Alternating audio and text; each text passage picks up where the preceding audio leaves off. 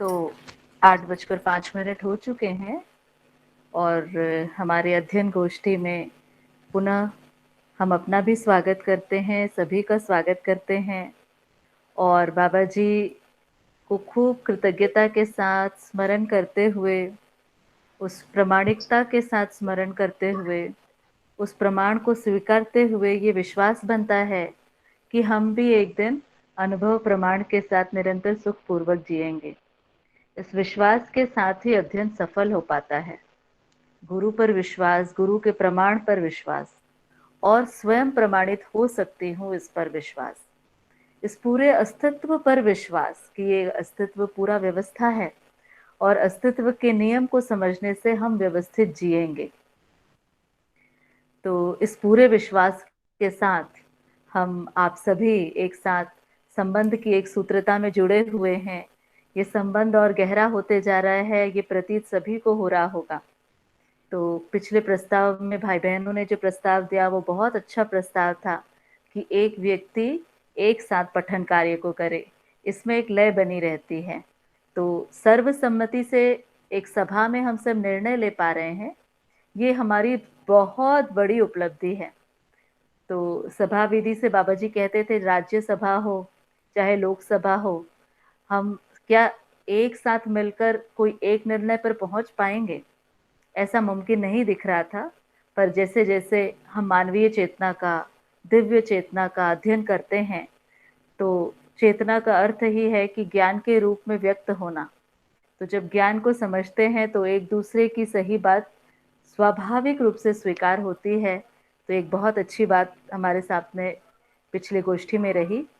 इसके साथ मेरा भी एक प्रस्ताव है आप सभी के लिए कि जो भी भाई बहन पठन करेंगे उस दिन का सार वो भाई बहन रखेंगे, क्योंकि लिखने से भी हमारे विचार बहुत नियंत्रित होते हैं।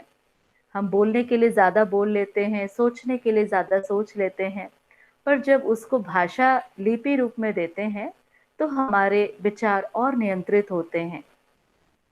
तो इस अभ्यास के लिए मेरा एक प्रस्ताव है कि जो भी भाई बहन पठन करेंगे उस दिन की रिकॉर्डिंग तो होती ही है और रिकॉर्डिंग के साथ या स्वयं की स्मृति से वो उस दिन का सार रूप में लिख भी लें। तो इसके साथ पिछली गोष्ठी में कुछ बातें आई थी जो अनुत्तरित रह गई हैं और इन आगे के 5 पेजों में भी कुछ बातें हैं जो विस्तार रूप में जाएंगी। तो पिछली गोष्ठी में एक शिक्षा को लेकर बात आई थी कि मैकेले शिक्षा और जो वैदिक शिक्षा रही और मध्यस्थ दर्शन की चेतना विकास मूल्य शिक्षा, इन सभी को बाबा जी ने कहा था, उस पर एक बात रखने की आवश्यकता लगी मुझे।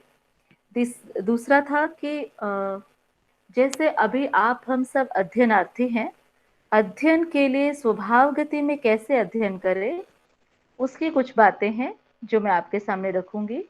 तो प्रथम है शिक्षा को लेकर कुछ बात रखेंगे और अध्ययन हम कैसे स्वभाव गति में अध्ययन करें, क्या क्या करें क्या क्या न करें, इस पर भी बाबा जी ने संवाद में कुछ बातें कही हैं। इसके साथ में जीवन को लेकर एक अच्छी बातचीत जो अभी हम जीवन ज्ञान में चल ही रहे हैं, और इसके साथ अच्छा लगना अच्छा होना, ये कुछ बिंदु हैं जो आगे हमें पन्नों में आएंगे। तो मैं सबसे पहले शुरुआत कर रही हूँ कि स्वभाव गति में अध्ययन होता है, इस बात को बाबा जी ने कहा है, बारंबार कहा है। तो ये स्वभाव गति क्या होती है और स्वभाव गति में हम कैसे रह पाए, ये एक जिज्ञासा बनती है। तो इस पर एक छोटी सी बात संवाद में जो बाबा जी ने कही है उसी को मैं कह रही हूँ। समझने के क्रम में यथासंभव स्वभाव गति को बनाए रखें। स्वभाव गति में ही मंगल मैत्री होती है। आवेशित गति में मंगल मैत्री नहीं होती, बेहोश रहने में भी नहीं होती। तीसरे, चंचलता बने रहने में भी स्वभाव गति नहीं रहती। स्वभाव गति में ही अध्ययन होता है।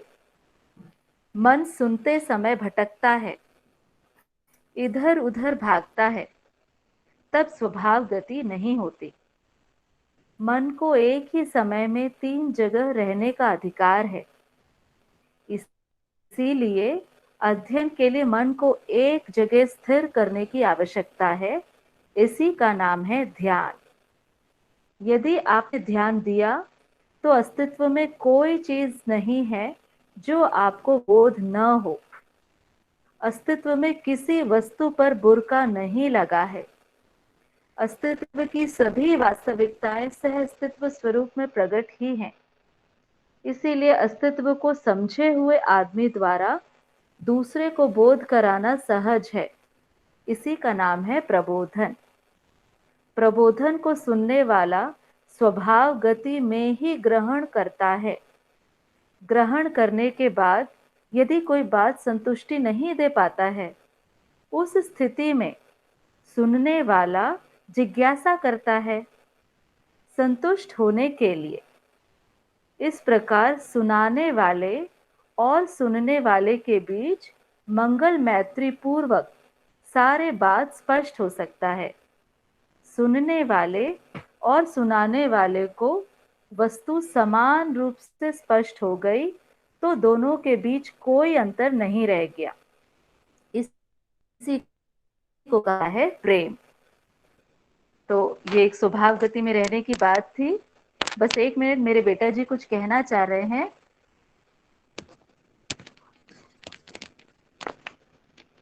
हाँ, तो हाँ, बेटा जी की बात हो गई, सॉरी। तो इसके आगे मेरे ख्याल से ये बात आप तक पहुंच पाई क्या?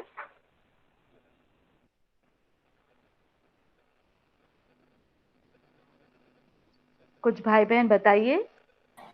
दीदी थोड़ा सा और फैलाइए ना कि स्वभाव गति को। अच्छा, ठीक है। तो बाबा जी कह रहे हैं कि गलत करते करते सही समझ में आ जाए, ऐसे नहीं होगा।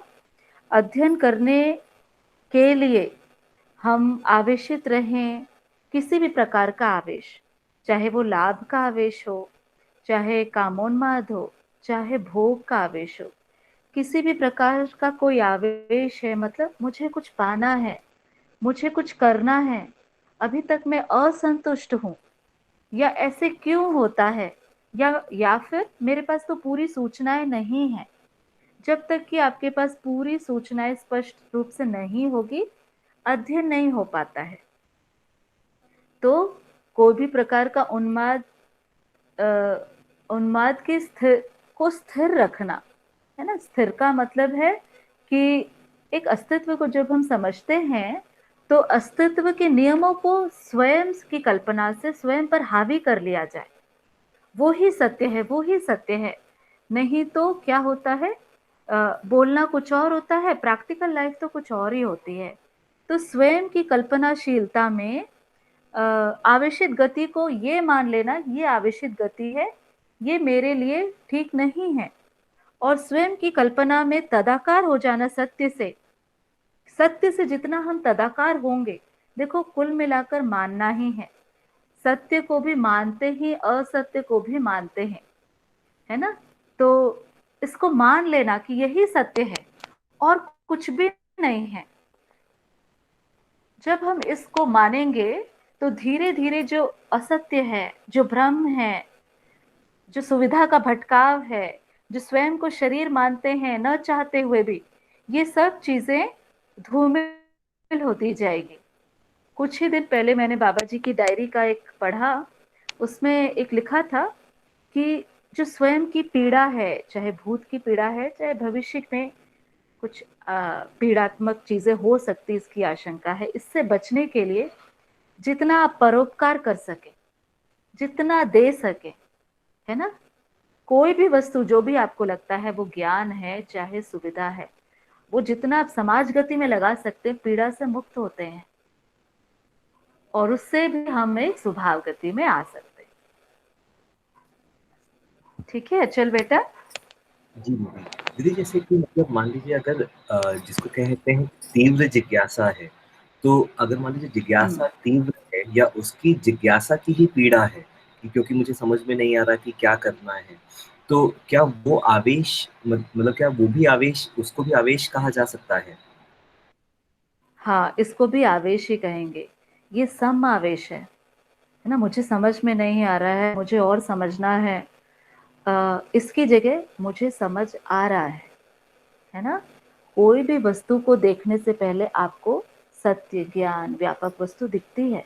मुझे दिखता है ना? मुझे माँ दिखती हैं, मुझे समझ में आती है। जितना भी सुन रहा हूँ उसको कम मानते हैं, तभी अधिक सुनने की इच्छा होती है। मुझे जितना सुना है, मुझे समझ में आ रहा है। इतना मैंने सुना है, इतना मैंने पाया है, इतना मैंने सीखा है। तो जो पा रहे हैं उसको देख के संतुष्ट हुआ जाए, और आगे मैं पा सकता हूँ इस बात से भी संतुष्ट हुआ जाए। तो जिज्ञासा भी कभी कभी एक आवेश हो जाती है ना? इतना मैंने सुना है, इससे इसका उत्सव मनाया जाए। इतना इतने में मैं जी रहा हूँ, इसका उत्सव मनाया जाए। इस उत्सव के साथ ही अध्ययन हो पाएगा। जी, ये बहुत सुंदर हो गया, अच्छे से स्पष्ट हो गया। धन्यवाद दीदी। जी, ठीक है। तो अब मैं दूसरा विषय ले रही हूँ। आप लोग अपने कमेंट्स चाहें तो उसमें भी लिख सकते हैं, समय को देखते हुए। तो अब मैं दूसरा विषय ले रही हूँ, शिक्षा। पिछले बार शिक्षा को लेकर बात हुई, और आपके हमारे सभी बच्चे, कुछ के बच्चे अभिभावक विद्यालय और चेतना विकास मूल्य शिक्षा केंद्र में पढ़ रहे हैं, और हम सभी भी शिक्षक ही हैं। और किन्हीं हैं जिनका विवाह नहीं हुआ है, पर आगे वो भी इस विचार में हैं कि क्या है ये शिक्षा। तो पिछले बार मुझे लगा था कि मैं उस पर थोड़ी बात रखूं, पर ठीक है, एक शिक्षा पर एक बात करते हैं। तो ये भी संवाद से ही मैं ले रही हूँ। ठीक है। आज ये सब बातें मैं इसलिए ले रही हूँ क्योंकि किसी भी प्रकार के प्रश्न और जिज्ञासाएं आई नहीं है, तो इसीलिए सोचा मैं ये ले लूं। पर मैंने आप लोग की सहमति नहीं ली है। तो आप लोग बताएं कि हम इसको लें या फिर पहले पठन कर ले, दोनों ही चीज की जा सकती है।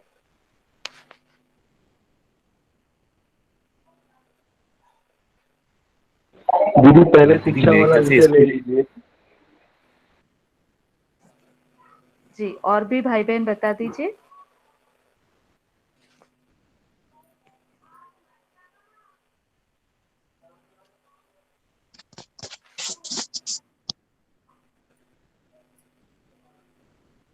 तो क्या शिक्षा वाला ले लें? सबकी सहमति है? जी दीदी, जी दीदी ठीक है। बिल्कुल बिल्कुल। हाँ दीदी ठीक लीजिए। है, ठीक है। सर्व सहमति से चलने का मजा ही कुछ और है। सहस्तित्व पूर्वक चलने के हम प्रयास में हैं। तो ये संवाद में बाबा जी ने शिक्षा के लिए विकल्प, इस पर एक लेख लिखा है जो मुझे भी बहुत पसंद है। तो उसको मैं आगे आपके सामने रख रही हूँ। आदिकाल से ही मानव परंपरा में शिक्षा की बात है। यह जंगल युग से ही है। शिक्षा के बारे में मानव चर्चा करते ही आया है। इस क्रम में हमारे देश में वैदिक शिक्षा की बात आई। दूसरे देश में बाइबल को शिक्षा में लाने की बात हुई। तीसरे देश में कुरान को शिक्षा में लाने की बात हुई। ऐसे ही विभिन्न प्रकार की शिक्षा परंपराएं धरती पर स्थापित हुई। यह क्रम चलते चलते आज के समय में विज्ञान शिक्षा का सभी देशों में लोक व्यापीकरण हो चुका है। विज्ञान शिक्षा से अपेक्षा थी कि इससे सबको तृप्ति मिलेगी, लेकिन इससे तृप्ति मिला नहीं। अभी तक जो कुछ भी शिक्षा में आया, उसके विकल्प के रूप में मध्यस्थ दर्शन को चेतना विकास मूल्य शिक्षा का प्रस्ताव है। जंगल युग से आज तक आदमी जीव चेतना में जिया है। मानव ने जीव चेतना में जीते हुए जीवों से अच्छा जीने के क्रम में शरीर सुविधा से संबंधित सभी वस्तुएं प्राप्त कर ली। इसमें खाना पीना, कपड़ा, मकान, यान वाहन, दूर संचार की सभी वस्तुएं शामिल हैं। यह सब होने के बावजूद मानव को शिक्षा से संतुष्टि नहीं मिली।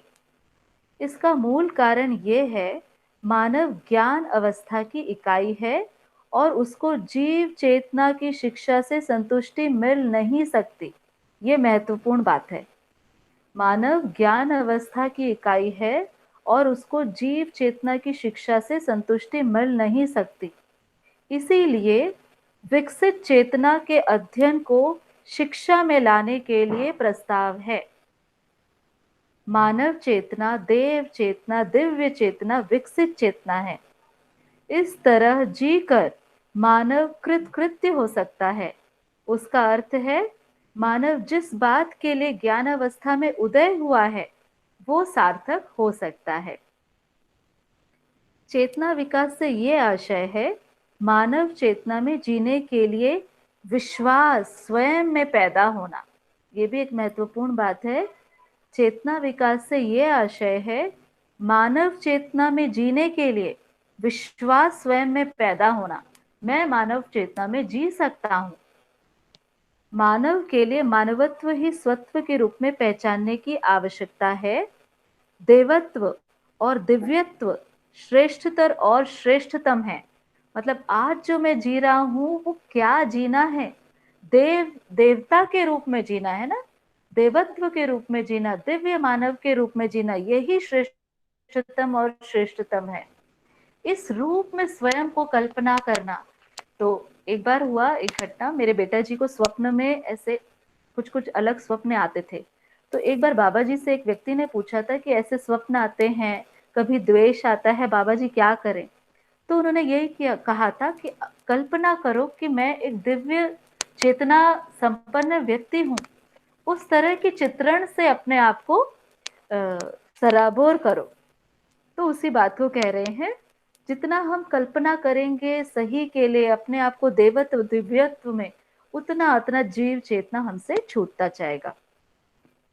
तो मानवत्व का क्रिया स्वरूप है मानव के साथ न्याय धर्म सत्य पूर्वक जी पाना और मानवेतर प्रकृति के साथ नियम नियंत्रण संतुलन पूर्वक जी पाना। यदि ऐसा जीना बन पाता है तो हम परिवार में व्यवस्था पूर्वक जी पाते हैं। मानव चेतना पूर्वक मानव समाधानित होता है और परिवार में समाधान समृद्धि प्रमाणित करने योग्य होता है। इस प्रकार मानव के जीने में विषमता समाप्त हो जाती है। यहाँ से एक महत्वपूर्ण बात मैं कहने जा रही हूँ कि अगर मनुष्य मानव चेतना में जीने की कल्पना करता है, जीने का प्रयास करता है, तो विषमता मुक्त हो जाती है। क्या क्या विषमताएं हैं, थोड़ा ध्यान से सुनिए। विषमता समाप्त होने का पहला मुद्दा है नर नारी में समानता। आज की युग में सारा मुद्दा यही है। वो श्रेष्ठ शिक्षित व्यक्ति हों, जिनको हम पीएम सीएम कहते हैं या ज्ञानी विज्ञानी कहते हैं, या फिर हम परिवार में सामान्य लोग, नर नारी में समानता बहुत बड़ा मुद्दा है। तो जैसे ही परिवार समाधान समृद्धि पूर्वक जीने के लिए संकल्पित होता है, मतलब मुझे मानव चेतना में जीना है, ये संकल्प आता है, वहां से नर नारी में समानता हो जाती है, विषमता मुक्त हो जाती है। समझदारी को ही नर नारियों में समानता के बिंदु के रूप में पहचाना जा सकता है। यदि इस बिंदु को पाना है तो मानव चेतना को अपनाना ही होगा। मानव चेतना के इस प्रस्ताव को लेकर हम इस घर के बाहर तक तो पहुंच गए हैं, पर यह संसार तक पहुंच गया, मैं इस बात पर अभी विश्वास नहीं करता हूं। अब हमारी सभी की जिम्मेदारी है कि इस प्रस्ताव को जल्दी से जल्दी कैसे सब तक पहुंचे। जल्दी इसलिए आवश्यक है क्योंकि धरती बीमार हो चुकी, प्रदूषण छा गया है, अपराध प्रवृत्ति बढ़ गई है, अपने पराई की दूरियां बढ़ गई हैं। आज की स्थिति में सभी देशों में ये चेतावनी हो चुकी है कि इस तरह हम चलते रहे तो धरती बचेगा नहीं। धरती को बचाना है तो मानव का भ्रम मुक्त, अपराध मुक्त और अपने पराये की दीवारों से मुक्त होना आवश्यक है। अधिकांश लोग धरती को बचाने के पक्ष में हैं, कुछ लोग ही धरती को न बचाने के पक्ष में होंगे। धरती को बचाने के लिए मानव चेतना के प्रस्ताव को हर एक व्यक्ति के पास ले जाने की जरूरत है। विज्ञान शिक्षा के लोकव्यापीकरण क्रम में सभी देशों में शिक्षा संस्थाएं स्थापित हो चुके हैं। इस प्रस्ताव को शिक्षा संस्थाओं में पहुंचाने की आवश्यकता है। तो ये एक छोटी सी बात थी जो बाबा जी ने शिक्षा को लेकर कही। तो क्या आप लोग को ये स्पष्ट हो पाई? जी दीदी, स्पष्ट हो। ठीक है, ठीक है। और किन्हीं का कुछ बताइए, और किसी का कोई कमेंट?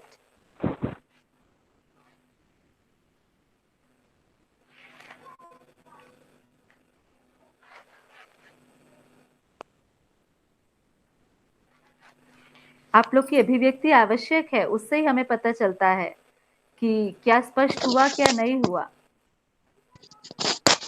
जी दीदी, काफी कुछ स्पष्ट हुआ है। समानता की बात और शिक्षा को जल्द से जल्द पहुंचाने की बात ऐसे काफी समझ में आ रहा है। ये एक्सप्रेशन तो और कोई अच्छे से एक्सप्रेस कर पाए जैसे।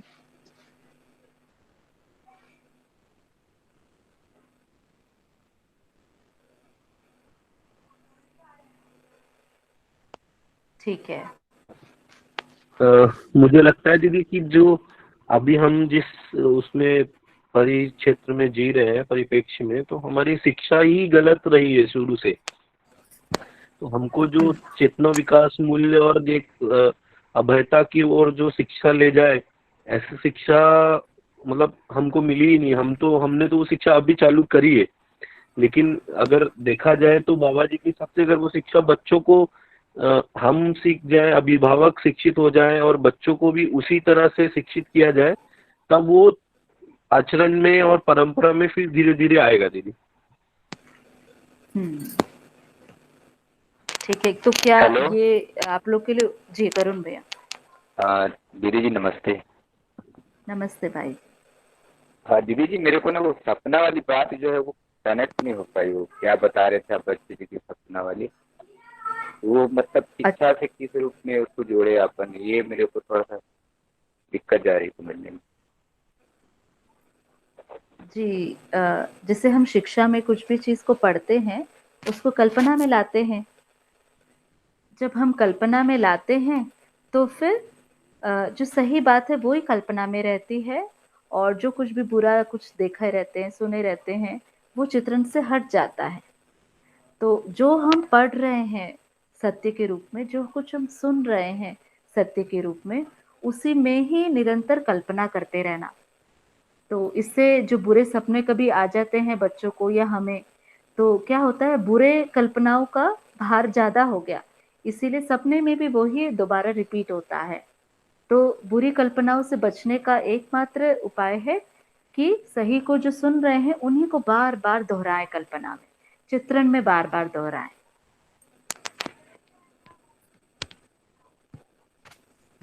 जी दीदी जी, क्लियर हो गया। थैंक यू दीदी जी। यही बात हुई। जैसे थॉट्स तो हमें आते ही हैं, हमेशा आते ही रहते हैं, है ना। थॉट हम बंद नहीं कर सकते। और अगर हमारे थॉट्स का लक्ष्य, मतलब हमने लक्ष्य बदल दिया और उसको किसी जगह केंद्रित कर दिया, तो वो थॉट्स अच्छे हो सकते, मतलब इसको भी पकड़ सकते हैं इस तरह से। जी जी जी, बिल्कुल ठीक बात है।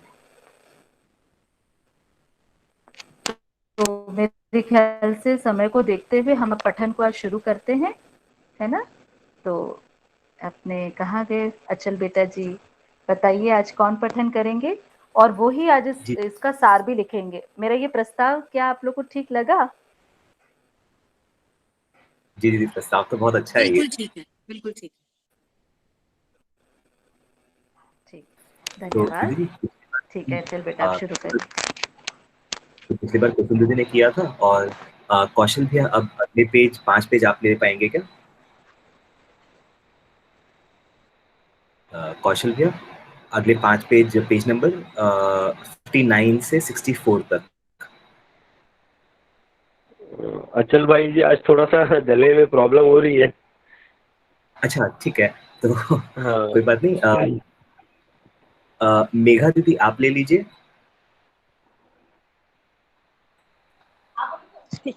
ठीक है भैया जी।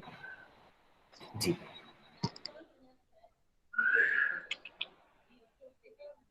भैया जी पेज नंबर बता दीजिए ना। हेलो। पेज नंबर 59 नई वाली बुक में पेज नंबर 59 से करना है। 58 भैया की मेरे पास लास्ट लाइन से ले रही है। वाली बता भैया, इसीलिए बोल रही थी। हाँ ये मतलब इसके पहले आदर्शवादी विधि की बात हुई जिसमें ईश्वर को तारने के रूप में प्रस्तुत किया गया है। तो इस लाइन से आगे पढ़ना है दीदी। रीडिंग करिए हेलो। एक सेकंड स्क्रीन भी दिखा देता हूँ। जी मैं एक बार स्क्रीन भी दिखा देता इसके हूँ। पहले ये अपने को यहीं से ना भैया। जी दीदी यहाँ से पढ़ना है। ठीक है भैया जी। इसके पहले आदर्शवादी विधि की बात हुई जिसमें ईश्वर को तारने वाले के रूप में प्रस्तुत किया गया है। ईश्वर को हमने देख लिया, उसके पास ऐसे कोई फैक्ट्री नहीं है जो तार सके। ईश्वर को किस रूप में देखा? ईश्वर को व्यापक रूप में देखा, सामान्य ऊर्जा के रूप में देख लिया जिससे हर इकाई ऊर्जित है। व्यापक में हर इकाई सह अस्तित्व में है, इसे देख लिया। ईश्वर में और क्या देखना बाकी है? अगर कुछ बाकी है तो आप देख लेना और संसार को दिखा देना। आप अनुसंधान करने के लिए स्वतंत्र हैं। मैंने जो देखा समझा वह आपके सामने प्रस्तुत है ही। हम ना तो संवेदनशील विधि से पूरे हुए न ही यांत्रिक विधि से। संवेदनशील विधि से इंद्रिय सन्निकर्ष को हम केंद्र में लाते हैं। फलस्वरूप हमारे इंद्रिय सन्निकर्ष की हैसियत और अपेक्षा एवं हमारे भाई की हैसियत और अपेक्षा दोनों में दूरियां हैं। इस तरह से मानव को विविधता में बांटने की आवश्यकता बन ही जाती है, जिसके अनुसार संवेदनशील विधि से मानव व्यक्तिवादी हो ही जाता है। दूसरी विधि भोगवादी विधि से व्यक्तिवादी होता ही है, उसे हम अनुभव करके बैठे ही हैं। तीसरी विधि जो पूर्वजों ने बताई थी भक्तिवादी विरक्तिवादी, इनमें भी व्यक्तिवादिता का अंत नहीं होता है। इस प्रकार मानव अभी तक जितना भी घोर परिश्रम किया, अथक प्रयास किया, घोर आशा से भर भर कर प्रयत्न किया, सारे प्रयत्नों में विफल होने का आधार व्यक्तिवादी ही सिद्ध हुआ है। व्यक्तिवादी सह अस्तित्व का विरोधी है। यही सारे मानव के टूटने का आधार बना। व्यक्ति को जीना कहाँ है? सह अस्तित्व में। सह अस्तित्व में जीने का सरल उपाय है मानव के साथ सह अस्तित्व को जानना, मानना, पहचानना जाए। इसको पहचानते हैं तो व्यवस्था में जीना बनता है, समग्र व्यवस्था में भागीदारी करना बनता है। इसको आगे अध्ययन करेंगे। इस तरह हम जीव वनस्पति संसार के साथ भी सह अस्तित्व में जीते हैं। वनस्पति संसार से हम कुछ लेते हैं, वनस्पति संसार को देने के लिए भी कुछ हो। बिना कुछ दिए केवल लेना चाहते हैं तो इसका नाम है सेक चिल्ली। इस सेक चिल्ली विधि से प्रताड़ित दुखी होने के अलावा कुछ बनता नहीं है। इसका अंतिम चरण यही है, प्रताड़ना में अंत हो जाना, दुख में अंत हो जाना, यही बनते जा रहा है। वर्तमान में जो घटनाएं हो रही है, आगे पढ़ो क्या भैया जी? मेघा वर्तमान दीदी में अपन जो पेज तो ये वाला पेज तो खत्म हो गया, तो इसमें कुछ जिज्ञासाएं ले लेते हैं, अगले पेज को ले लेंगे दीदी। ठीक है भैया जी।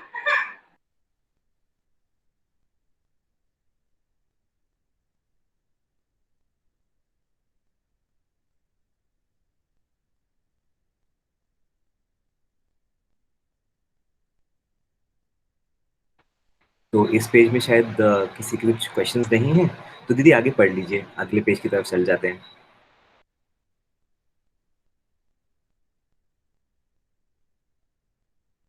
जी भैया मैं पढ़ रही हूँ।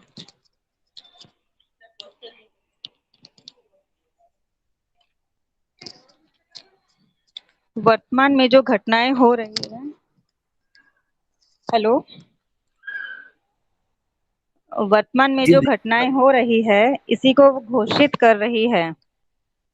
सह अस्तित्व में जीने के लिए वनस्पति संसार अर्थात जंगल, पेड़ पौधे और पदार्थ संसार के साथ हमारे सहअस्तित्व को निश्चयन करना आवश्यक है। यदि इनके साथ हमारे सहअस्तित्व को निश्चयन करने में असमर्थ हैं, तो हम ज्ञानी नहीं, हम विज्ञानी नहीं हैं, हम विवेकी नहीं हैं। अर्थात ना हमारा ज्ञान पूर्ण है, ना हमारा विज्ञान पूर्ण, ना विवेक पूर्ण है। पेड़ पौधों को छोड़कर कहाँ जिएंगे? पृथ्वी, पहाड़, खनिज को छोड़कर, जीव संसार को छोड़कर कहाँ जिएंगे? इन सबके साथ हमको जीना ही है। ये सब हमारे साथ रहने वाले द्रव्य हैं, संपदा है, ऐश्वर्य है। हमको इनके साथ रहना है, इनको भी रहना है। इस निश्चय में मानव भी प्रमुख मुद्दा है। मानव ही इसमें भ्रमित होकर, प्रताड़ित होकर, दुखी होकर जिया है। अब करवट लेने की जरूरत है, जागृत होने की जरूरत है। सबके साथ सहअस्तित्व को पहचानने की जरूरत है। सहअस्तित्व को पहचानने की विधि में हम पाए हैं कि ये सबके सब सत्ता में ही है। यह सहअस्तित्व की पहली गवाही है। क्रम से पदार्थावस्था से ही प्राणावस्था उद्गमित, प्रभावित और निरंतर प्रभावित है। प्राणावस्था अपने आप में व्यवस्था के रूप में प्रभावित है, प्रमाणित है, वैभवित है। जीव संसार भी अपने त्व सहित व्यवस्था में गवाहित है। मानव अपने त्व को कैसे समझा जाए, स्व को कैसे समझा जाए, स्व भी रहे, त्व भी रहे, यह मुख्य मुद्दा है। जीवन विद्या से स्व त्व समझ में आता है। जीवन को मैं स्व के रूप में पहचानता हूँ, आप भी पहचान सकते हैं। शरीर को स्वरूप में पहचानते तक भ्रमित रहते हैं। जीवन को स्वरूप में पहचान उसी क्षण से मैं व्यवस्था में जीता हूँ। आप भी वैसे ही जी सकेंगे। इससे पहले व्यवस्था होने वाला नहीं है।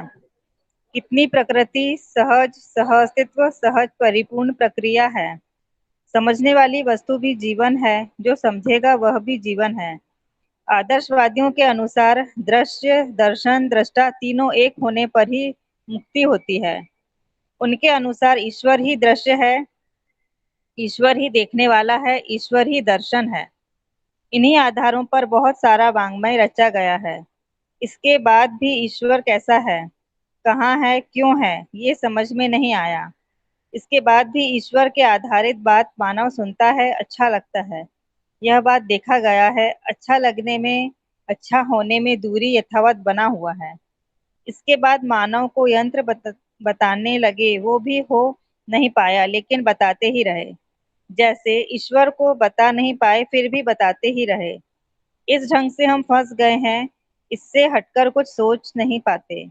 इससे छुटकारा पाने की विधि है कि जीवन तो नित्य है, शरीर तो जीवन के लिए बारंबार घटना है। शरीर की रचना गर्भाशय में होती है। अस्तित्व सहज विधि से परमाणु विकसित होकर जीवन पद में आता है। शरीर बारंबार रचित व विरचित होता है। प्राणावस्था की एक सीमा है, उसके बाद वह विरचित हो जाता है। शरीर भी प्राणकोशाओं से रचित इकाई है। शरीर रचना में जितना संपन्न मेधस हो सकता था, वह मानव शरीर रचना में निहित है। इस आधार पर मैं इस बात को सत्यापित कर रहा हूँ कि मानव संपूर्ण अस्तित्व को दूसरे को संप्रेषित कर सकता है। इससे ज्यादा मेधस का कोई प्रयोजन भी नहीं है। इस आधार पर मानव की शरीर रचना प्राण सूत्र रचना विधि के आधार पर अनुसंधान होते बनी श्रेष्ठतम हो गई है, और भी कोई चीज बची होगी, वह भी आगे पूरी हो जाएगी। इस बीच शरीर यात्रा में हमको क्या करना है? जीवन जागृति को प्रमाणित करना है। इस क्रम में हम जैसे ही शुरू किए, संवेदना के छुपने का काम हुआ नहीं, ना विज्ञान विधि से, ना आदर्शवाद विधि से। संवेदनाओं के विरोध में बहुत सारे तप बताए गए हैं। बहुत से तपस्वी हुए इस धरती पर, किंतु इन तपस्या के परिणाम में एक निश्चित समझदारी जिसके लिए मानव तरस रहा है, वह व्यवहार में, परंपरा में आया नहीं। अब तपस्वी क्या खोए क्या पाए, ये तो वही सत्यापित करेंगे। सामान्य लोग ऐसे तपस्वी से सिद्धि चमत्कार की अपेक्षा किए हैं, उसके पीछे लट्टू होकर घूमे हैं। मैं बता दूं कि अस्तित्व में न सिद्धि है न चमत्कार है। अस्तित्व में निश्चित व्यवस्था है, निश्चित परिणाम है, निश्चित उपलब्धि है, निश्चित मंजिल है, इसकी निरंतरता है। इसको मैंने देखा है, समझा है। ऐसे निश्चित मंजिल के लिए हम आप प्रत्याशी हैं। निश्चित विधि से ही वह निश्चित मंजिल मिलने वाला है। मानव का अध्ययन छोड़कर, कॉकरोच को सर्वाधिक विकसित प्राणी बताकर, रासायनिक खाद बनाकर, कीटनाशक बनाकर हम मानव की मंजिल नहीं पाएंगे। मानव की मानसिकता को धन के रूप में, शोषण के रूप में प्रयोग करके भी मानव अपनी मंजिल को नहीं पाएगा। इसका नाम दिया है इंटेलेक्चुअल प्रॉपर्टी राइट। विश्व की सर्वोपरि संस्थाएं और न्यायालय भी इसे स्वीकारना चाह रहे हैं। जीवन की अक्षय शक्तियां हैं, उसको कहाँ शामिल किया जाए, उसको भोगद्रव्य के रूप में कैसे उपयोग किया जाए, इसका उत्तर कोई देगा? क्या जीवन को समझकर ऐसा प्रस्ताव रखा है? यह कहाँ तक मानव जाति के लिए उपकारी है? मेरा अनुभव यह कहता है, मानव की जीवन शक्ति को कितना भी उपयोग करे, वह घटने वाली नहीं है। इसे आप अनुभव करें, करोड़ों आदमी अनुभव करके देख सकते हैं। जीवन शक्तियों का जितना भी उपयोग करें, शक्तियां और ताजा व प्रखर होती है। जितना आज उपयोग किया, कल उससे ज्यादा प्रखर हो जाती है। इस विधि से जीवन शक्तियों का कितना भी उपयोग करें, वे खत्म होती नहीं हैं।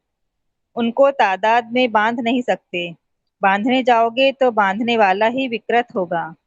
इस प्रकार बुद्धिवाद से भी हम कैसे गिरवी करते हैं, दास बनते हैं, शोषण का आधार बनाते हैं, इसका नमूना है यह। मैं समझता हूँ यह मानव विरोधी है, सह अस्तित्व विरोधी है। बुद्धि को शोषण का आधार बनाकर, द्रोह विद्रोह का आधार बनाकर, बपौती बनाकर हमारा बुद्धि के लिए आपको टैक्स देना है, ऐसा बताकर हम समाज बनाने की घोषणा करते हैं। यह क्या सच्चा हो सकता है? यह सोचने का मुद्दा है। मेरे अनुसार यह सर्वथा मिथ्या है। बुद्धि को कोई सीमित किया नहीं जा सकता और सब मानवों की बुद्धि अक्षय है, इसलिए उसे सीमा में, पुस्तकों में बांधा नहीं जा सकता। हम जितने वाङ्मय लिखा हूँ, उससे भी बहुत बड़ा मैं स्वयं को अनुभव किया हूँ। जितने भी यंत्र बने हैं, उससे मैं बड़ा हूँ। मानव जाति बड़ा है ही। मानव ने ही सब किताबों को लिखा है और सब किताबों से बड़ा मानव है। और पढ़ूं भैया आगे? मुझे लगता है दीदी एक बार रुकते हैं और कुछ प्रश्न होते हैं तो वो ले लेते हैं और फिर आगे बढ़ जाएंगे। ठीक है भैया। एक बार जैसे अपनी बात हुई थी कि एक बार वो एक्सप्लेन कर दें दीदी पूरा, क्योंकि हमारी समझ में कुछ थोड़ा सा अलग आता है, तो इस बात को थोड़ा सा अगर देख सकें तो।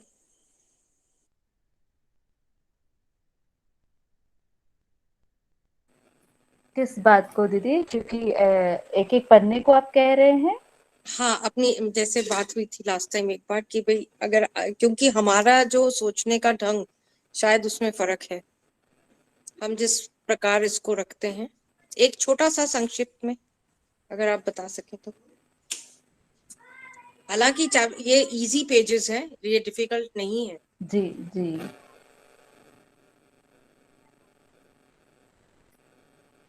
अगर आपको ठीक लगता है तो। नहीं नहीं, ये बात तो ठीक है।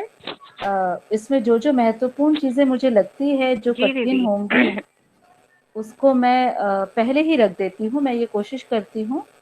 पिछले बार कल्पनाशीलता, कर्म स्वतंत्रता है ना, इस बार जीवन पर एक और बात रखने वाली हूँ, मैं अंत में रखूंगी।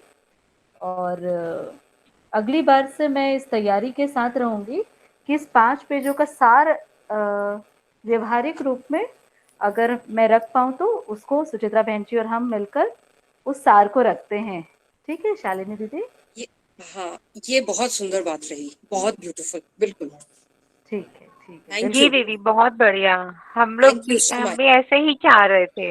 हाँ, अच्छा अच्छा। हाँ हाँ। एक दिशा मिल जाती है, थोड़ा उसको पढ़ते समय सोचने की एक दिशा मिल जाती है। राइट, बिल्कुल राइट। हाँ ठीक है, बिल्कुल बिल्कुल, अगली बार से हम उसको करते हैं। बहन जी, जैसे सब जी भाई बहन चाह रहे हैं ना, वो अपन को करना ही होगा। हाँ, मतलब पेज का जो सार है ना, वो निकाल के रखना होगा, ताकि वो होता ही है, अपन जो समझे रहते हैं, है ना, कोई एक्सप्लेन करता है तो वो क्रॉस चेक भी हो जाता है कि मैं जो समझा हूँ ठीक है कि नहीं। जी तो ये बहुत अच्छा हो जाएगा। मैं तो ये सोच रही थी कि जी जैसे पेज नंबर 59 में, एक मिनट ना, आवाज जी। आ रही है? आवाज आ रही है? आ रही है थोड़ी सी, एकदम क्लियर नहीं है पर समझ में आ रही है। अच्छा, अ, अभी ठीक है। ठीक है ना? हाँ, हाँ तो मैं ये बोल रही थी, पेज नंबर 59 में जैसे दिया है, संवेदनशील विधि से इंद्रिय सन्निकर्ष को हम केंद्र में लाते हैं। फलस्वरूप हमारे इंद्रिय सन्निकर्ष की हैसियत और अपेक्षा एवं हमारे भाई की हैसियत और अपेक्षा दोनों में दूरियां हैं, है ना? तो ऐसी ऐसी छोटी छोटी बात है जिसको हम कैसे समझे हैं, क्या समझे, ऐसी छोटी छोटी बात पे जैसे डिस्कशन हो जाए, आपस में भी डिस्कशन हो जाए, तो उससे क्या एक दूसरे को बताते भी बनता है और समझे हुए को क्रॉस चेक भी होता है। तो ऐसी ऐसी छोटी छोटी बात है, जैसे कि ये वाला जो पैराग्राफ है, ये जो लाइन है, तो इसको भाई बहन जैसे आपस में चर्चा करेंगे, कुछ हमको इसमें पूरा करना होगा तो उस लाइन को पूरा भी कर सकते हैं। तो इनका आपस में जैसे मैं जैसे मेरा सोचना था कि इसी जैसे छोटी छोटी बात हम निकाल दें और उस पर डिस्कशन हो जाए थोड़ा सा आपस में कि कैसे समझे कोई भी। तो ऐसा मैं सोच रही थी, आप सब क्या सोचते हो उसको? वैसे तो अपन सार रखेंगे ही, लेकिन क्या है, अध्ययन करने का एक तरीका होता है कि हम जैसे बच्चों को बताते हैं कि बेटा पढ़ो कोई चैप्टर को, पढ़ के आपको फर्स्ट बार में क्या समझ में आया उसको बताओ। तो वो जो अपन शब्द को अर्थ रूप में अपन लेते अंदर है, सामने दिखता शब्द है, लेते हम अंदर अर्थ है ना? तो उस अर्थ को ही हम अभिव्यक्त करते हैं। तो वो अभिव्यक्ति आना, है ना, उस अभिव्यक्ति के आधार पे फिर हम उसको जोड़ते हुए चले जाएं, बताते हुए चले जाएं। ऐसा भी एक तरीका रख सकते हैं। अगर हम ऐसे बता देंगे तो एक ऐसा मुझे ऐसा लगता है कि सुनने जैसी स्थिति ना हो जाए। तो जैसे कि अपन इनको चर्चा करवाएंगे, जैसे सब भाई बहन मिलकर चर्चा ही करेंगे ना, तो कभी कभी कुछ अच्छा निकल के भी आ जाता है। ऐसा भी हो सकता है डिजाइन। तो ये वाला अगर लाइन को क्या सुनते हैं, समझे हैं, उसकी बात उसी के नीचे है, व्यक्तिवाद सह अस्तित्व का विरोधी है, यही सारे मानव के टूटने का आधार बना, है ना? इम्पोर्टेंट लाइन जैसे ये है।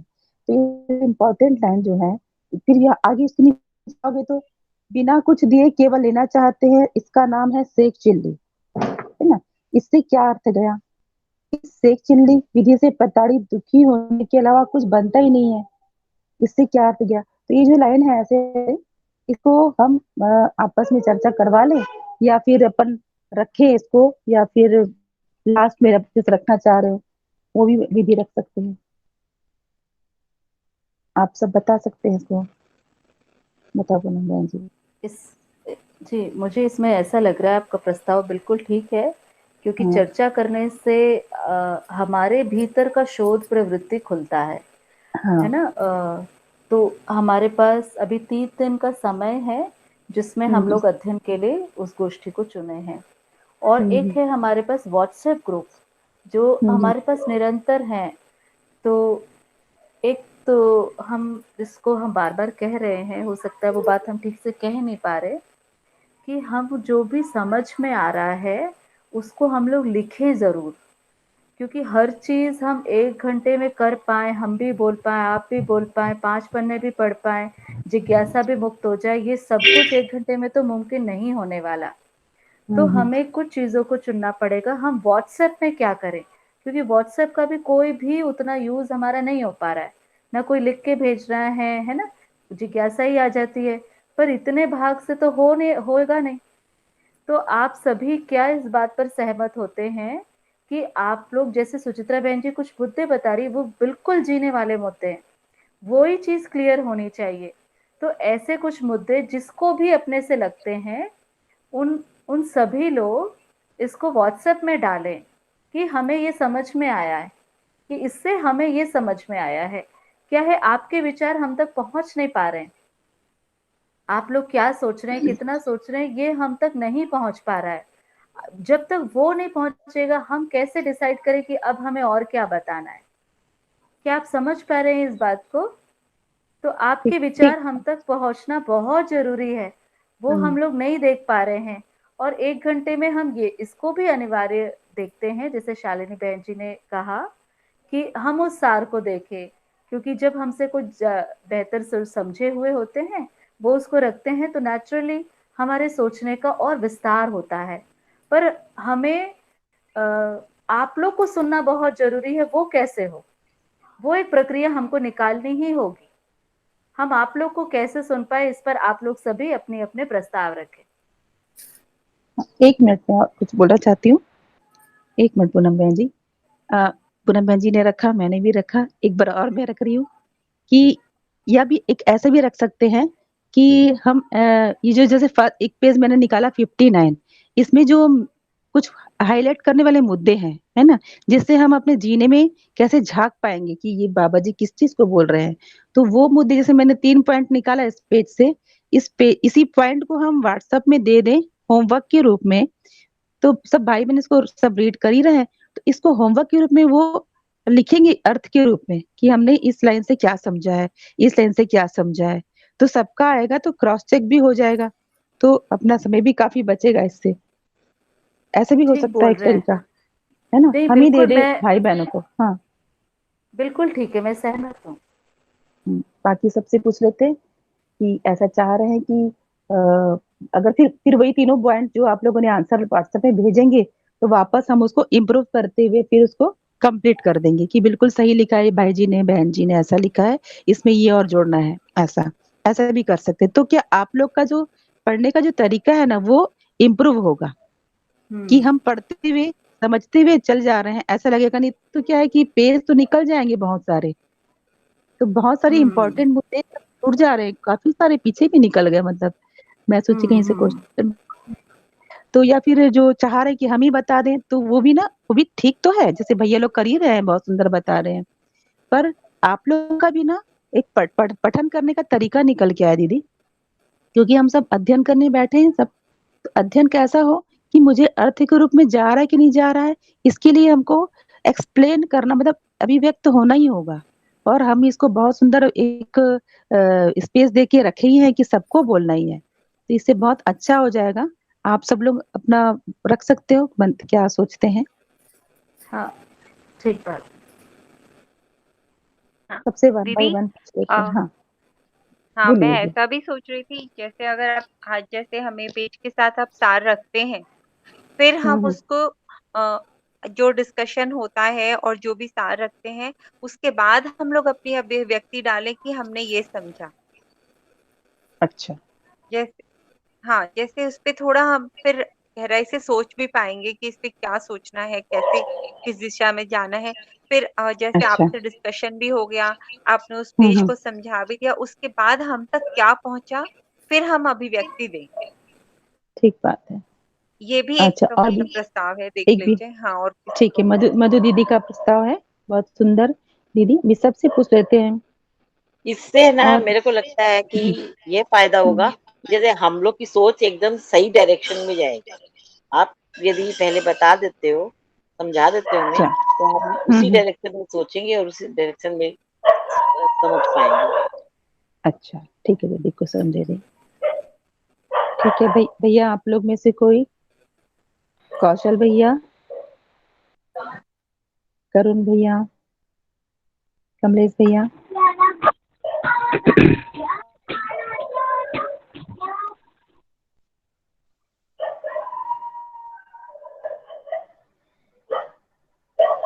हाँ दीदी, ये ठीक रहेगा कि उसके बाद में अपना डालना मतलब। ठीक है। अभी तो सब ऐसा है कि सुनने में भी सब समझ में आ रहा है, अच्छा लग रहा है। और कुछ समय के बाद में ये तो अच्छा लग रहा है भी कि अपने साथ में इसको रहना जरूरी है, समझना जरूरी है, हाँ, पढ़ भी रहे हैं। बिल्कुल लेकिन ठीक ये जिस बात है भैया। स्थिति में अपने को बैठना चाहिए ना बात, वो देख रहे हैं कि वो बात इतने मतलब वो बैठ नहीं पा रहा, क्योंकि अभी तक हमारा रहना और सब कुछ सोचना एक अलग डायग्राम में है। और उसको फिर ये इस बात तो समझ में आ रही है कि सब कुछ बढ़िया है, लेकिन जैसा जगह बनना चाहिए इस बात का, तो वो बन नहीं पा। जैसे कि अभी पूनम दीदी ने शुरू में ही बताया कि हम बात से कुछ समझ रहे हैं, कुछ अच्छा समझ में आ रहा है, तो वही हमारा एक जो है रास्ता है कि कम से कम पहले तो हमारी सुनने की भी स्थिति नहीं बनती थी, तो अब ठीक बात सुनने है की भैया। स्थिति बढ़िया बन रही है और बात भी समझ में आ रही है, और बिल्कुल इसमें ऐसा बिल्कुल। लग रहा है कि प्लस ही हो रहे हैं। और लेकिन उतने अच्छे से वो जैसा एकदम बैठना चाहिए वैसा लग मतलब वो बैठ नहीं पा रहा है, लेकिन होगा, उसके पीछे मेहनत करेंगे, बढ़िया जी है। भैया। ठीक भैया। ठीक है, अंचल बेटा जी क्या बोल रहे हैं? जी दीदी मैं ऐसा कह रहा था कि ना मतलब जैसे कि स्टार्टिंग में पूनम दीदी ने एक प्रस्ताव वो रखा था ना कि जो भी पढ़ रहे हैं 5 पेज को वो उनका सार रख देंगे। तो दीदी मुझे ना ऐसा लगता है, मान लीजिए अगर हम इसी तरह से ना मतलब थोड़ा सा जिम्मेदारी जैसा दें, मतलब मान लीजिए हम ना मतलब अगर सिर्फ कहें कि आप बोला शेयर करें, तो ऐसे में शेयरिंग मुझे लगता है ना कि में काफी कम आती है। पर अगर हम ऐसा कर दें कि हम पहले से ही मतलब इस टाइप से थोड़ा सा रिस्पॉन्सिबिलिटी वाइज दे दें कि मतलब देखिए ये 5 पन्ने हैं, तो इन 5 पन्नों में कि आप लोग जो है मतलब ऐसा कुछ मतलब सिर्फ प्रस्ताव ऐसा है कि ना मतलब स्पेसिफिकली हम वो कर दें कि भाई इन पन्नों पे आप अपनी अपनी प्रस्तुति ये ऐसे रख दें, ये ऐसे रख दें, और एक तरह अच्छा। से अपन चेक कर लें कि किसने को किया है या नहीं किया है। तो वहां पे मुझे लगता बहुत है कि बढ़िया ये थोड़ी भी। सी एक जिम्मेदारी वाली वो करना जरूरी है इनका, नहीं तो ठीक वो बात है सीरियस जी। नहीं आएगी। हाँ, सीरियसनेस नहीं आएगी ना ये। ठीक बात है। तो बहुत बढ़िया, ये भी ठीक है। कोई भी डिजाइन, सबका डिजाइन लगभग लगभग वैसे ही हो रहा है कि और जिम्मेदारी पूर्वक पढ़ा जाए इसको, क्योंकि बहुत सारी इंपॉर्टेंट लाइन है। अच्छा, ये चीज ये भी है कि हम ना जीने से जोड़ते जाएं इसको अपने। और जो एग्जाम्पल आए ना, जैसे कि मैं अक्सर बोलती हूँ कि व्यवहारिक वाला एग्जाम्पल देना चाहती हूँ, व्यवहारिकता से जोड़ के अपन चलते चले उसको, तो ही समझ जाओ सही मायने में अध्ययन हो। क्योंकि हम अपने जीने के लिए तो अध्ययन शुरू किए हैं, तो जीने के लिए अध्ययन का मतलब क्या मैं इस बात को अपने जीने में कहीं पर देख पा रही हूँ, कहाँ पर देख पा रही हूँ, कहाँ पर देख पा रहा हूँ जीने में इसको जोड़ते हुए। तो ये तो बाबा जी अपना बात रखे ही हैं, पर एग्जाम्पल जो रखे हैं, बाबा एग्जाम्पल नहीं, जो भी बात बाबा जी रखे हैं वो सबके जीने में टच करता ही है, उसको हम देखें अपने में, तो अध्ययन अपने अंदर ही होता है। तो ऐसा हम चाह रहे थे, तो ये बहुत अच्छा सबका डिजाइन निकल के आया है, खूब अच्छा है, बढ़िया है। तो इसमें से किसी एक को अपन ओके कर देते हैं। तो पूनम बहन जी का जो 5 पेज वाला प्रस्ताव है वो बहुत बढ़िया है। और किसी को कुछ रखना है तो रख सकते हैं। दीदी मुझे रखना है। हाँ दीदी मुझे लगता है कि जैसा हम लोग का अभी पहली बार ही पठन हो रहा है, और जी। बहुत सारे जो प्रमुख कुछ बातें होती है जिनको हम समझ नहीं पाते, या हम समझते भी है तो हम उसको किस रूप में समझे ये अभिव्यक्त नहीं हो ठीक। पाते हैं। हाँ तो हाँ, ठीक अगर बात है। आप लोग दीदी इसमें से कुछ जो प्रमुख चीजें हैं उनसे रिलेटेड अगर 5 पेज के 5 प्रश्न भी आप लोग डेली डाल दें कि आप इसके बारे में क्या समझे, भले ही शॉर्ट में या 2-2 लाइन में अभिव्यक्त होके बताइए, तो वो ठीक ज्यादा बात है अच्छा भैया। होगा। एक जिम्मेवारी सबकी बनेगी कि नहीं मुझे इनका आंसर देना ही है, तो ठीक बात आंसर है देने भैया। के लिए वो उसको 2 बार 3 बार 4 बार पठन कर लेंगे ही। मतलब मुझे लगता है मैं जैसे मैं नहीं कर पा रहा हूँ पठन, तो आज मुझे लगता है प्रश्न आएगा तो मैं एक जिम्मेवारी के साथ 2 बार 3 बार पठन करके उस प्रश्न का उत्तर देने की कोशिश करूंगा। ठीक बात है। तो वो ठीक बात है। मुझे लगता है कि वो मेरे लिए ज्यादा वो होगा फायदेमंद कि मेरा पठन बढ़ते जाएगा दीदी। और हाँ फिर बिल्कुल मुझे सही। क्या समझ आया कि नहीं आया, या और भी जो सहपाठी जो पढ़ रहे हैं उन्होंने सही समझा या कहाँ तक समझा, ये इसका भी विश्लेषण आप लोग कर पाएंगे। ठीक बात है। ठीक बात है भैया। बहुत ही अच्छा, सबका प्रस्ताव बहुत बढ़िया है। तो इसको अपन वैसे ही रखते हैं। सबके पूर्णिमा जी से और चर्चा कर लेंगे इसको और कैसे डिजाइन डालें, ताकि सबकी एक जिम्मेदारी निकल के आए। वाकई में जब अब प्रश्न जाएगा कि भाई कौशल भैया आपको ये 2 प्रश्न का उत्तर तैयार करना है, तो कौशल भैया क्या करेंगे, पूरे पेज को यहाँ वहां पलटेंगे और गहरे में जाएंगे, भाषा संहिता उठाएंगे, है ना। तो कुछ ना कुछ तो मेहनत करेंगे उसमें। तो इतना तो नहीं, कम से कम कुछ तो निकालेंगे। 50% 60% हो सकता है पूरे 100% निकल जाए उनसे आंसर। तो ये सब जब रखेंगे, बहुत बिल्कुल सही सोचा है आपने। तो सब सब भाई बहन को संतुष्ट करेगा ही वो आंसर। तो कौशल भैया को लगेगा मैं ठीक समझ रहा हूँ। तो ये एक ना और गति देता है पढ़ने के लिए, और मन को बनाता है कि मैं ठीक समझ रहा हूँ, ठीक बढ़ रहा हूँ। तो ये सब चीज बहुत अच्छा हो जाएगा, इस विधि से चलेंगे तो बहुत अच्छा है भैया सबका।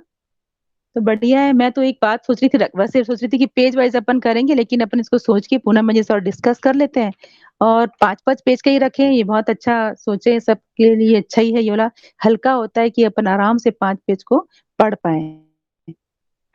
ठीक है। दीदी अभी मतलब मैं हाँ, किसी व्यक्ति वाली नहीं बोल रहा हूँ कि एक क्वेश्चन का आंसर उन्हीं को देना है, मतलब आप 5 हम्म, क्वेश्चन डेली सभी के लिए दे दीजिए कि सभी को उनके आंसर देना है, हाँ, लिख के नहीं पोस्ट मैंने करना है। एग्जाम्पल एग्जाम्पल रखा। जी जी जी दीदी, जी ठीक है दीदी। भैया, ठीक है भैया, एक एग्जाम्पल रखा कि ऐसे क्वेश्चन आएंगे ना तो हम क्या हो जाएंगे कि हाँ अभी हमारे पास क्वेश्चन आया तो हम काम करना शुरू करते हैं।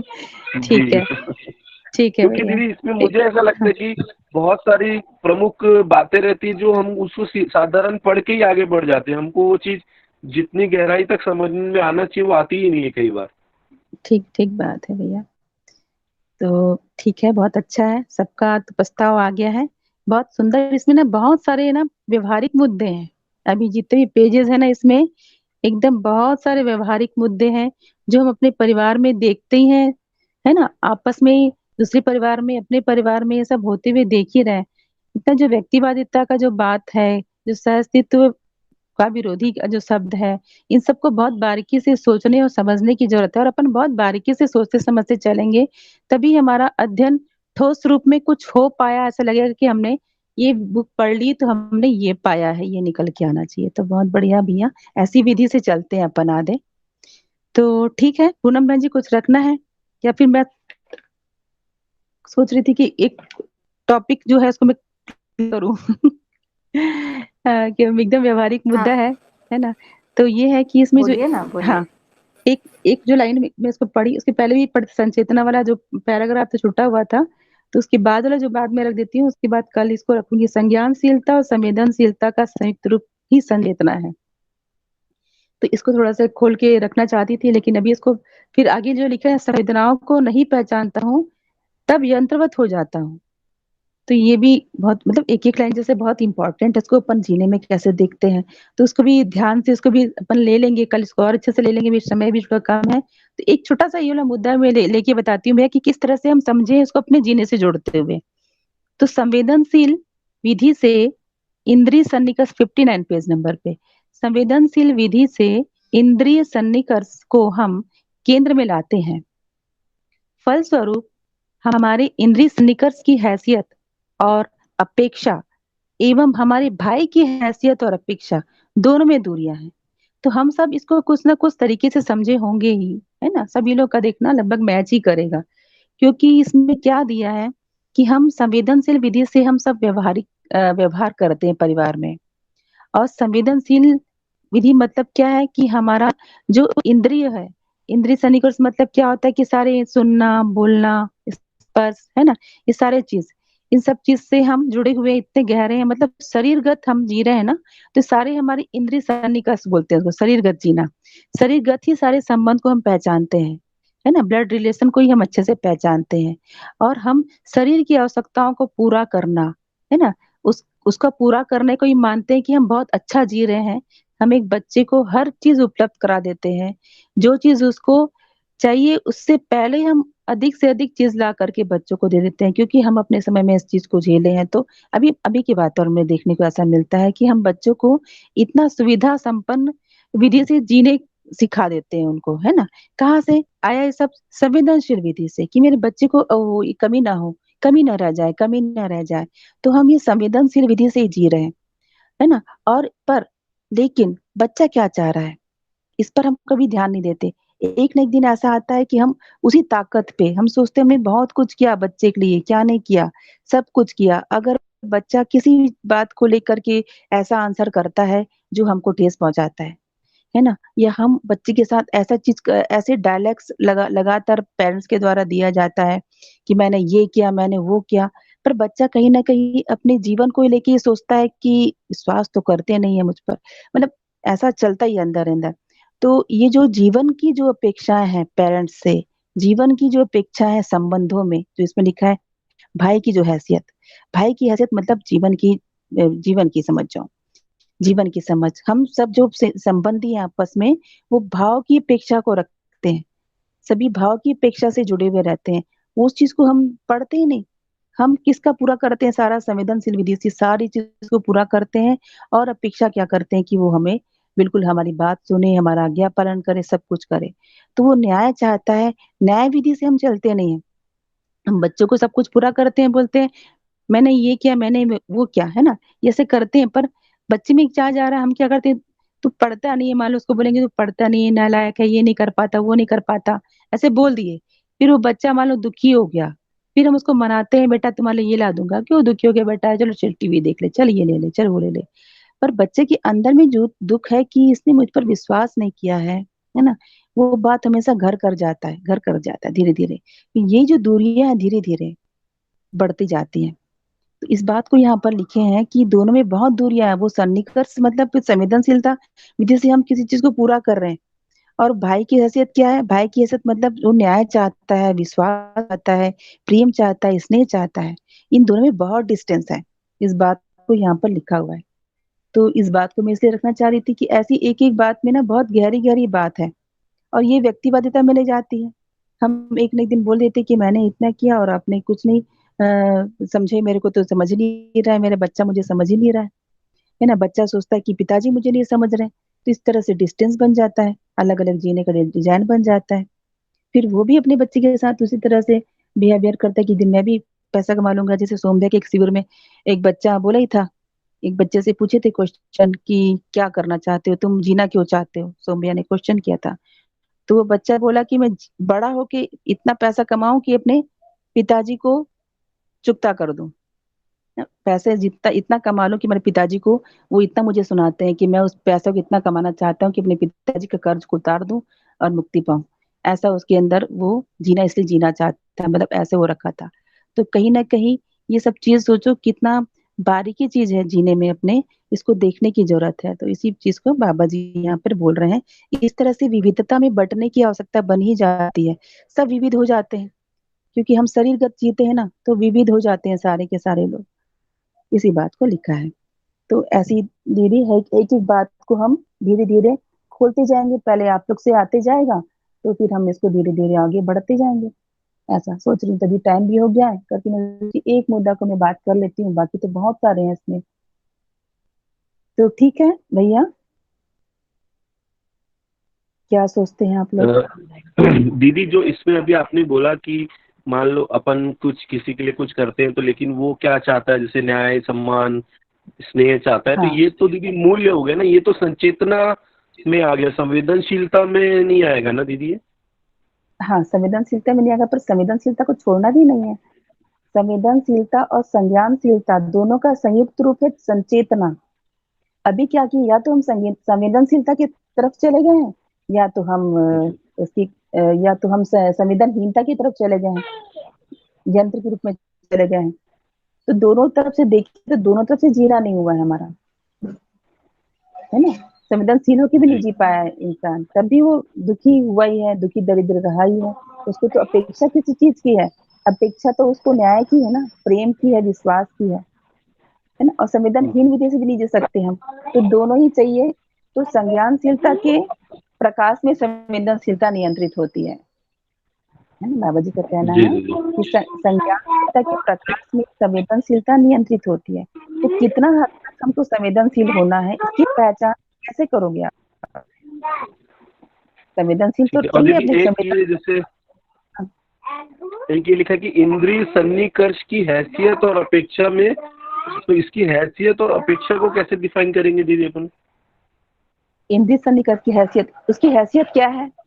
इंद्रिय सन्निकर्ष की हैसियत कितना कुछ कर जो सकते जैसे हैं हम अगर अपन उसमें। ने संवेदनशीलता में किसी के लिए कुछ कार्य किया दीदी, हाँ और उसके बदले में अपन क्या अपेक्षा कर रहे हैं, या हाँ, वो जिसके लिए कर रहे हैं वो हमसे क्या अपेक्षा कर रहा था, हम उसकी अपेक्षा के अनुसार कर पाए या नहीं कर पाए, उसको हैसियत बोल रहे हैं दीदी?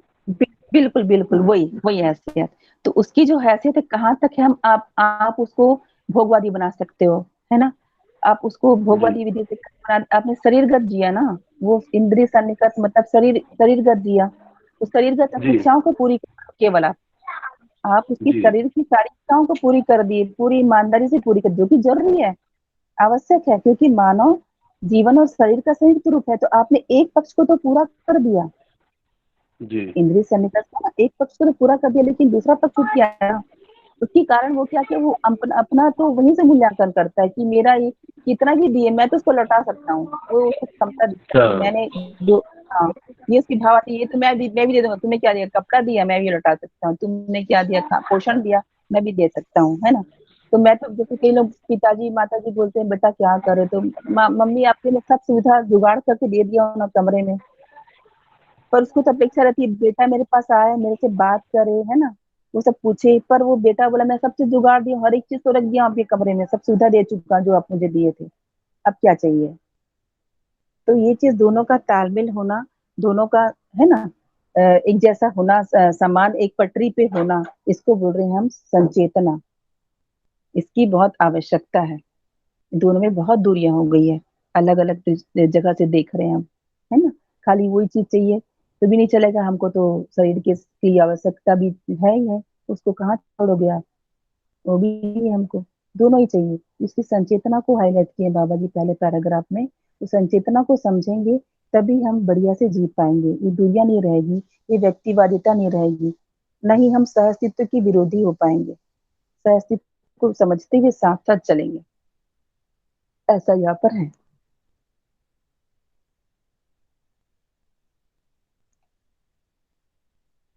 इसमें दीदी संचेतना में तो सभी का लक्ष्य एक ही है ना, समाधान, समृद्धि, अभयता, सहअस्तित्व। इसलिए वहां पर कोई ये वो नहीं रहेगा दीदी, मतलब दूरियां नहीं रहेंगी आपस में। संचेतना का मतलब होता है कि आप जीवन ज्ञान को भी समझते हो, आप संवेदना को भी समझते हो, आप जी संज्ञानशीलता को भी समझते हो, संवेदना को भी समझते हो, उसका मतलब होता है संचेतना।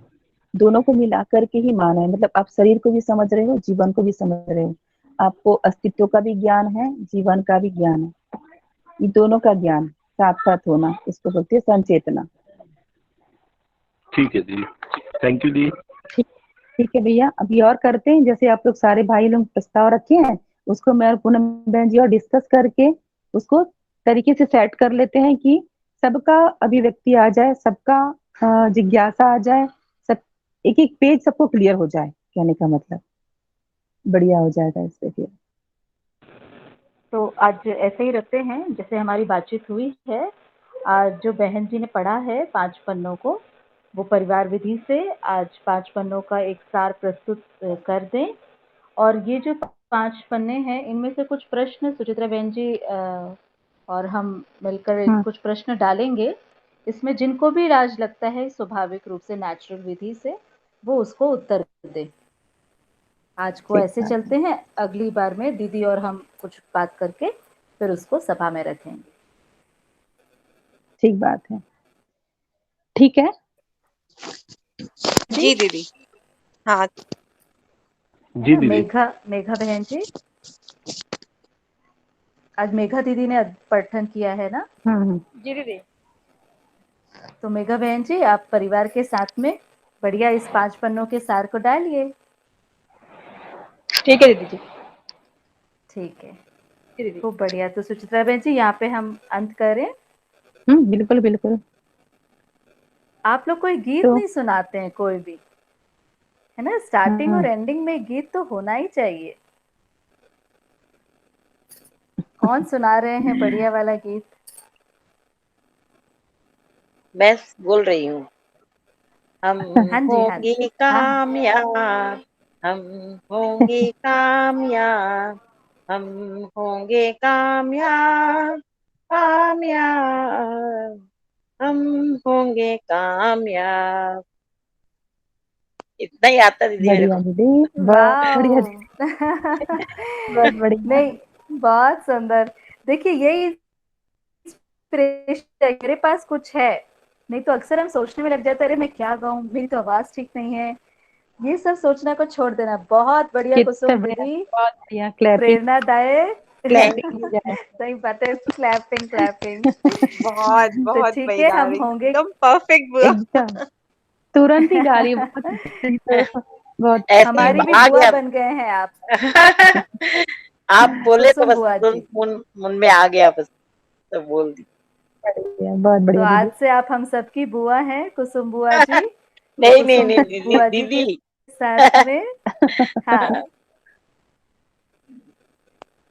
ठीक है दीदी। ठीक है, तो ठीक है, इसी के साथ सभी को नमस्ते, शुभ रात्रि। जी सभी को नमस्ते, शुभ रात्रि। नमस्ते दीदी, सभी को नमस्ते। शुभ रात्रि सेम। सभी। सभी को नमस्ते नमस्ते। सभी को नमस्ते दीदी, नमस्ते नमस्ते सभी को। नमस्ते।